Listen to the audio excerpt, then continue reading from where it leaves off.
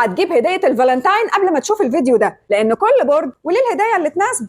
برج الحمل احسن هديه ليه سكوتر كهرباء، لانه بيحب السرعه، وانت هاتلك خوذه، ما انت لازم تامن نفسك وانت معاه برضه. ده اسرع واحد بياخد قرارات في العالم، وتلبسوا انتوا الاثنين في الحيطه بعد كده.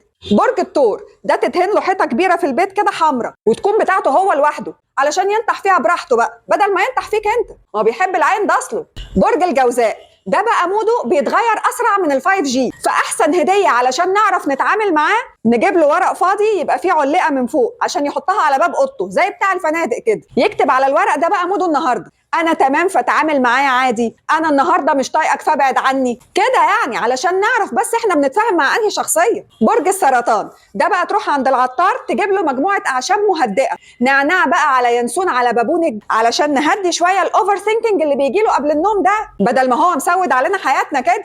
برج الاسد ده هديته برواز كبير كده، ويا ريت لو يكون حجمه 60 في 70 وفي صورته هو بس. طب وانت؟ لا انت خرج نفسك بره الليله دي خالص، هو مش شايفك اصلا. برج العذراء ده تجيب له عدسه مكبره علشان ترضي المفتش كرومبو اللي جواه ده، بيعشق حاجه اسمها تفاصيل ويعكنن بيها عليك وعلى نفسه. ما لقيتش عدسه مكبره هات له جل معقم علشان عنده وسواس نظافه ما وردش على حد قبل كده. برج الميزان ده بقى تجيب له مرايه علشان كل ما يبص فيها يفتكر نفسه، يفتكر هو مين، لانه من كتر ما هو عايز يرضي كل الاطراف بينسى نفسه اساسا.